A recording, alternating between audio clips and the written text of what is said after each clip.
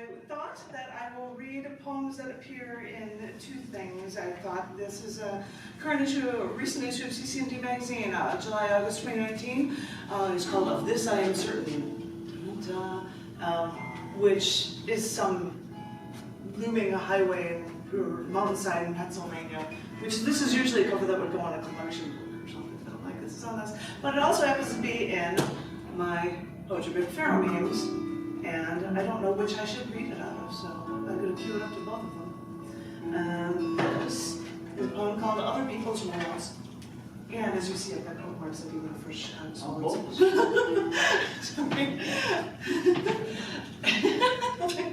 Might as well give you from trips and whatnot. This poem is called Other People's Worlds. As she tries to read. We spend our lives planning rituals, celebrating holidays, remembering birthdays, marking every passing year. The human animal is the only animal to grasp time this way, counting anniversaries and fearing the forward march. Do we forget to take stock, or do we wonder if we should surge ahead or create new goals as we race through life's linear maze? Check your clock. That's what we humans do. Go ahead, look back, but don't stay still for too long, because time won't stop to wait for you to catch up.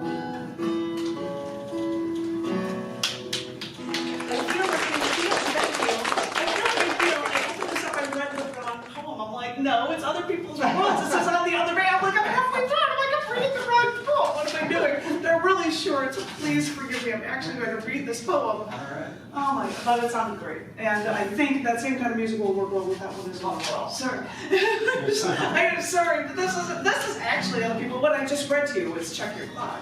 It happened to be on the cover of that page just because I don't want to kill myself with it. I have a suggestion. Uh-oh. Why not just read out of one book? I did, and I was reading the wrong poem out of the book. That was my problem. Well, either way, I got it right this time. Sorry, this is called Other People's Worlds. After spending a lifetime looking through a camera lens, photographing other people's lives, I look at the sum of what I've done. I see photos on the glass, framed on walls, scenes captured with vivid contrasts, and even caught in vibrant colors.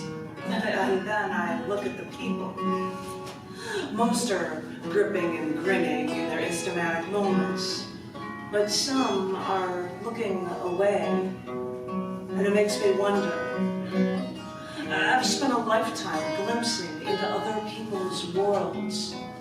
When I catch them looking away, I wonder, what are they thinking?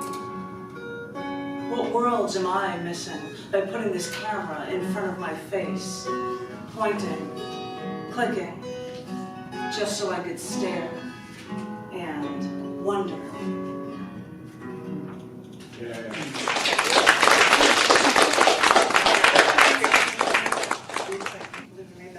Because the second one, I hope, will you forgive me if I still read three and that was one? I think you should read all of them. I'm sorry that I screwed that one up for you, but the other one, which is also in Pharaoh Memes, is in the September-October issue called In the Fall. I love that somebody put a picture of Poe on a dumpster in Chicago and then painted over it. I'm like, this is the coolest thing, because that's just a fun cover, I thought. And so for Fitting for Prose, Tom knows this story. If there's just a little space and not enough room for artwork, I put a really tiny piece in here. But the lines are really long and they're really crammed. But in here, since I knew I had the space, I said, why don't I just put the lines sideways on the page? So I'm going to read this one. Yeah, I've got all my bookmarks. Thank you, sir. So this one is from In the Fall cc&d, as well as from Sideways Pharaoh Memes. This is called Queuing in Line and Shaping Your Life. Without a college education, men created companies that changed the modern world. Women have made Nobel Prize-winning scientific discoveries and inventions, even without a college education, back when they weren't even allowed to learn. Of course, going to school can really help you get your foot in the door, but some, in lieu of queuing in line and waiting for their chance to make a difference, they look for a way to subvert the system and get ahead on their own terms. So, remember, when you see those who seem like misfits as you're growing up, or maybe even once you're an adult, don't you dare discount them as nothing. Behind closed doors, they may be the ones deciding the world events and shaping your life.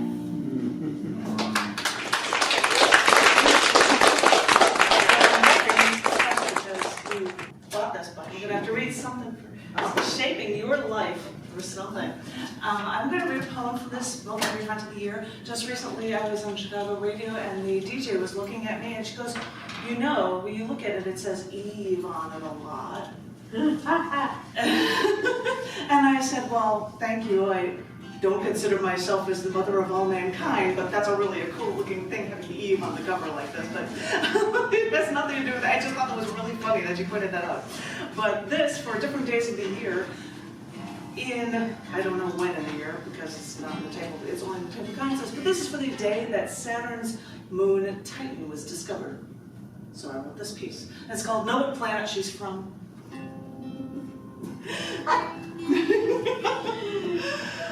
On this date, in 1655, Christian Huygens discovered a satellite around the planet Saturn.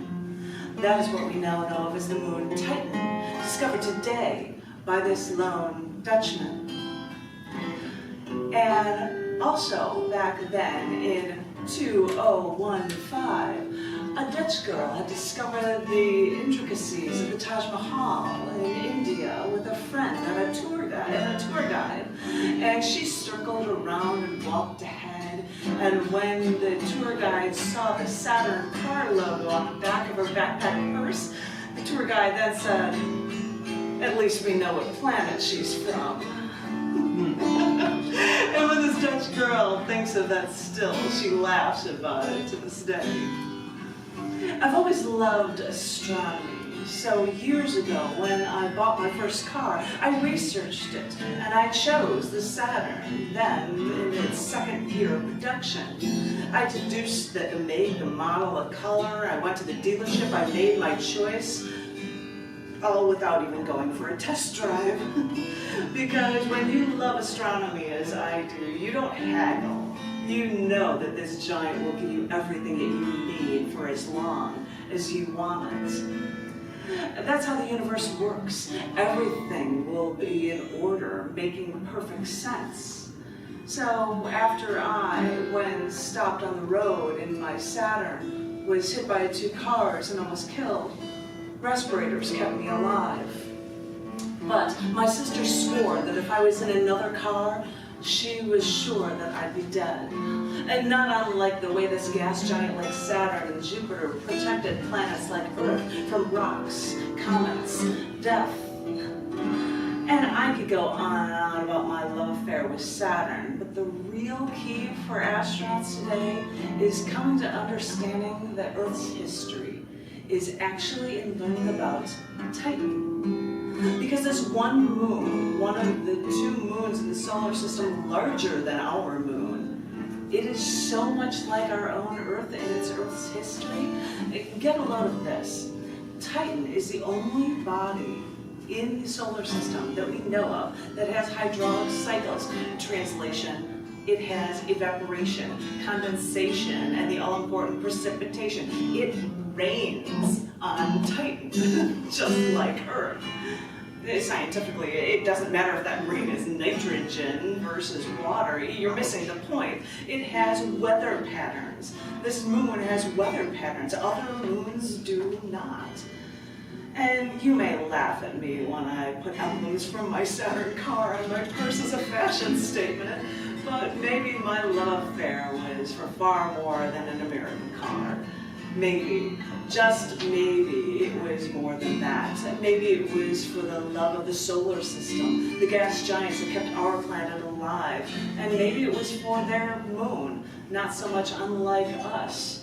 It was all that with creation in this solar system, how all the pieces seem to fit together so perfectly.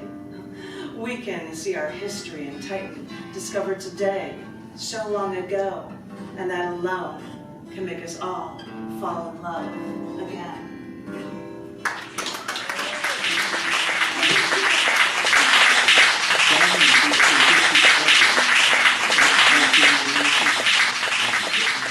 It's scary when they yeah, that's insane. It's beautiful. That's insane. The end is not. It never ends. Well, then you have to define which pieces are just rocks and are they actually, you know. But then what parts are in the icy rings, and I'll just stop talking about that. But that's very cool. Thank you. Speaking of outer space.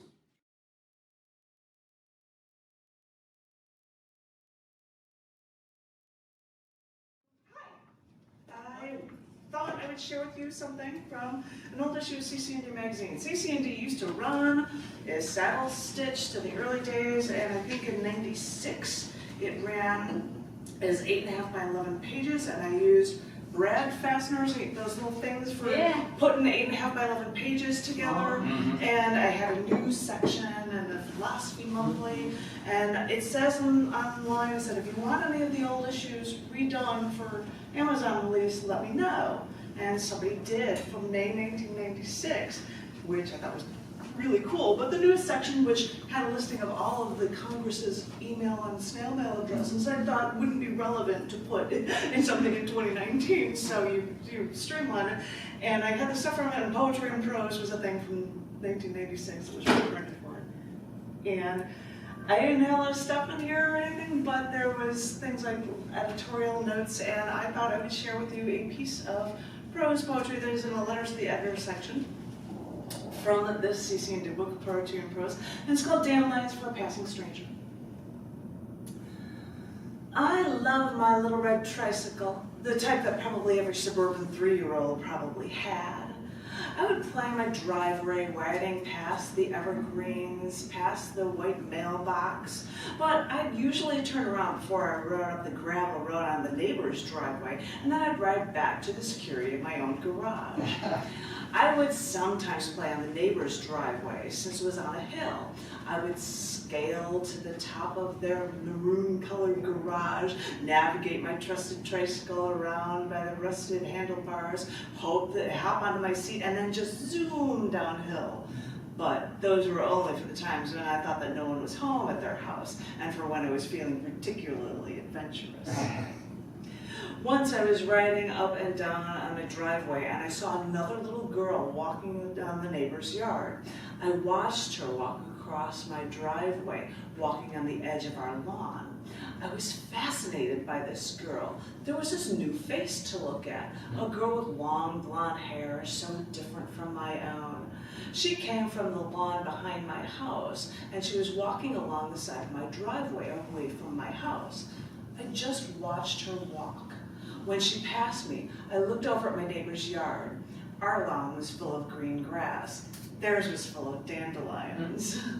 So I rode to the edge of my driveway, got off my tricycle, hopped over to the ledge, and ran over to my neighbor's lawn. I picked a dandelion. I quickly ran back to my tricycle. It patiently waited there just where I left it. I pedaled fiercely to the end of my driveway and caught up with that little girl, still sitting in my tricycle. I looked up at her until she stopped walking right in front of me. I handed the dandelion to her.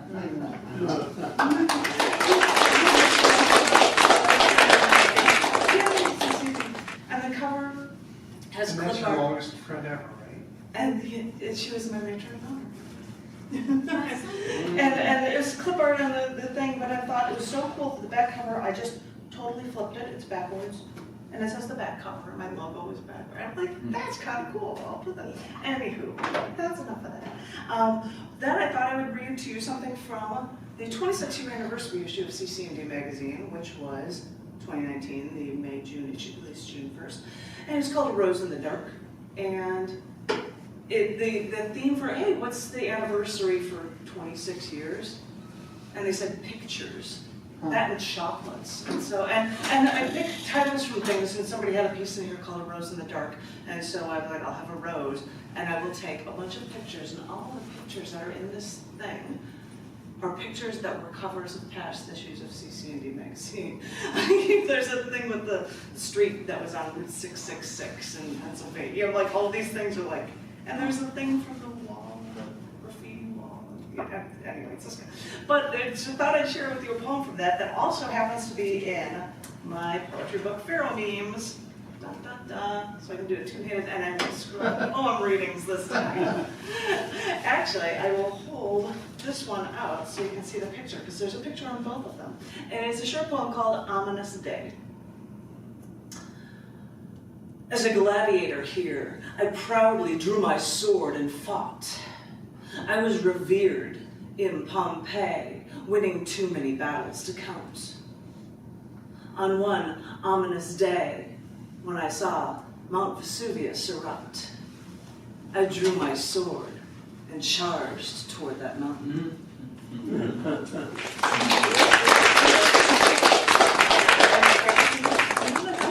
And then I was looking for something from every event of the year. Dun, dun, dun, dun, dun. It needs music, I guess.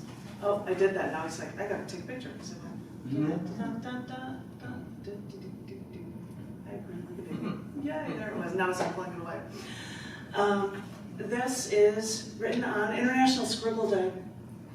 This is how you look for something every day of the year, right when you're writing every day of the year. And this was actually a holiday, so there you have it. So this one is called etching, scribbling, drawing. When I was little, I scribbled inane cartoon characters in my notebook and thought I was doing something groundbreaking, rebellious, or at least worthy. I thought this was supposed to be fun. When I was a teenager and sure that the world hated me, I scribbled into a journal towards the end of every year, cataloging all the terrible things that happened to me. I actually still have those scribbling journals. I'm sure my trade scribblings will be worth millions one day. As I got older, I tried to scribble my thoughts onto a computer, but it's not the same as taking a notebook to some secluded seating area outdoors, feeling like the Florida morning breeze glide past you as you drink a weak coffee and you only drink on occasions like this, and you let your mind reveal itself onto a page. Someone asked me to sign a piece of paper today. So I took a pen, found a space to place my name, and then I wondered if the pen actually would even work. So I went to the corner of the page and I started to scribble. Nothing came out at first. Then suddenly ink began to flow, and I started drawing circles and circles, and then I scribbled a few back and forth lines intersecting my circles before I decided to sign my name. I thought about scribbling like that, just letting go for a moment, and it made me smile.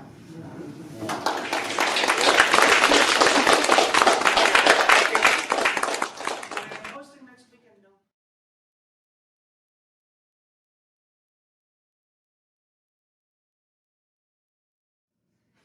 Hello. I have searched for poems that I didn't think I would read here, just so that it would be different. So this is a poem from the book Pharaoh Memes. Pharaoh Memes. Pharaoh Memes. Short one. And because it says Instagram, Twitter, it's because there's often an image that accompanies them. And this one has that, if I can find it. There it is. And it's called Kind of Like a City. And it's got a little picture of and it's one of the streets as you're coming in the expressways here. And that's what that's an image from. It seemed fitting. So here you go. I was driving on the expressway today in a town that will forever be foreign to my soul.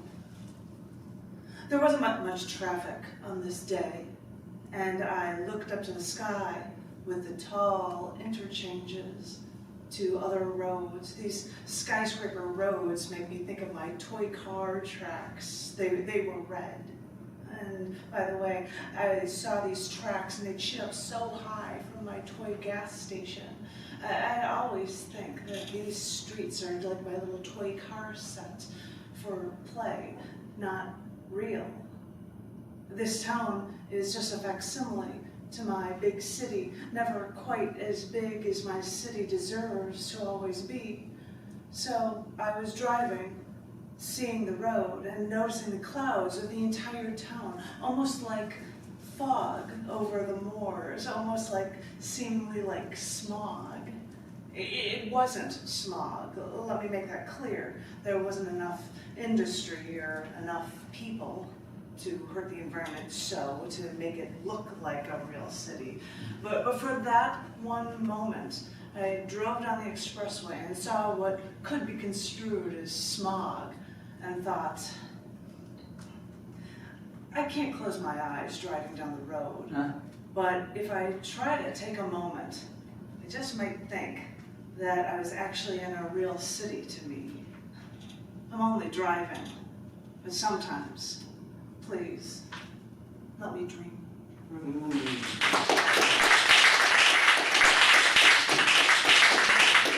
I thought I'd never read this from every event of the year.